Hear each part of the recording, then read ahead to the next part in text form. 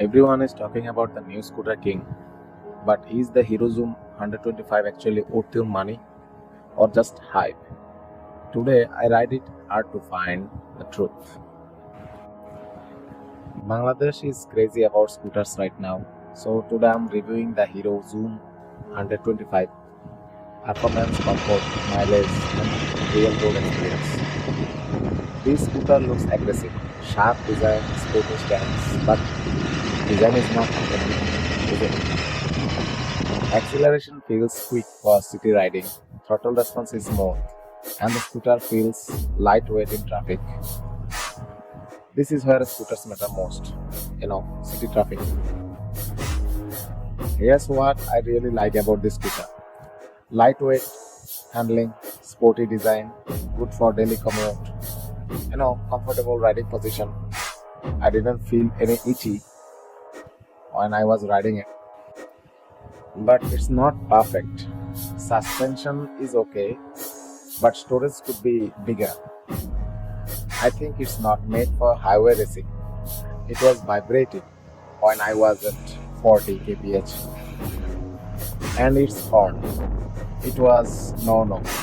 I didn't like it. Its horn is not up to the mark, I think. It has good looking though. If you want a stylish city scooter with performance, Hero Zoom 125 is a solid option. But I don't think it's overall up to the mark because it has some lackings. I am on my braking period, so I couldn't afford above 40.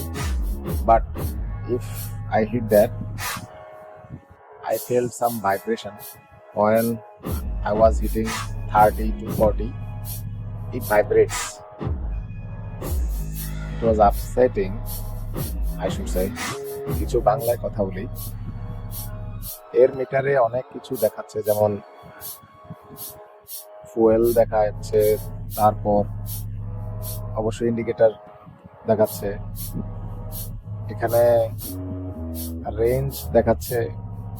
আমার কাছে মনে হলো এটা আমি যতটুকু fuel নিয়েছি তাতে কতটুকু চলবে এটা দেখায়। মিটারে স্পিড দেখাচ্ছে অ্যাজ ইউজুয়াল, সব জায়গায় যা হচ্ছে, এন্ড ঘড়ি দেয়া আছে, তারপর ডেট দেয়া আছে।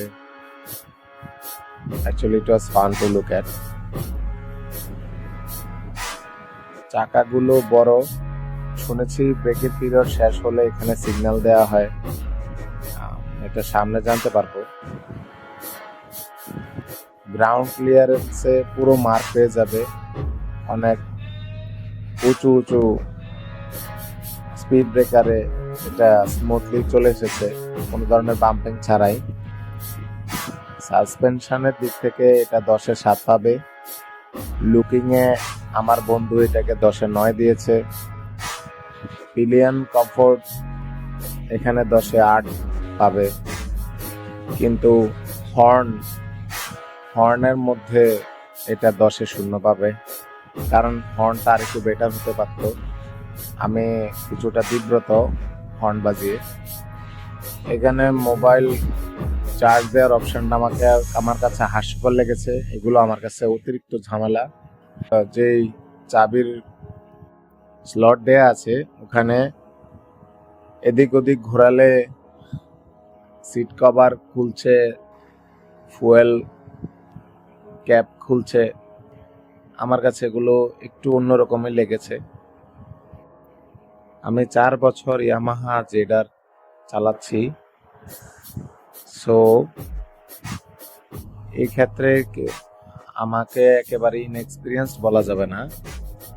আমার এক্সপিরিয়েন্সের দিক থেকে আমি Hero adventurous people should buy it. এই দামে হিরো যথেষ্ট করেছে আমি বলবো।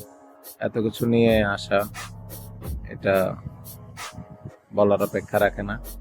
আমি এখানে শুধু আমার রাইডিং এক্সপিরিয়েন্সই শেয়ার করেছি। আমি 80 কিলো চালিয়েছি আজ, পুরোটাই 30 to 40 kph এর ভেতরে।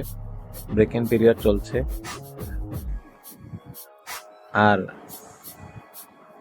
এই বাইকটিতে কি কি ফাংশন, কি কি সুবিধা দেয়া আছে এগুলো গুগল করলেই পাওয়া যায়। এই কারণে এই ব্যাপারে আমি কিছুটা এড়িয়ে গিয়েছি।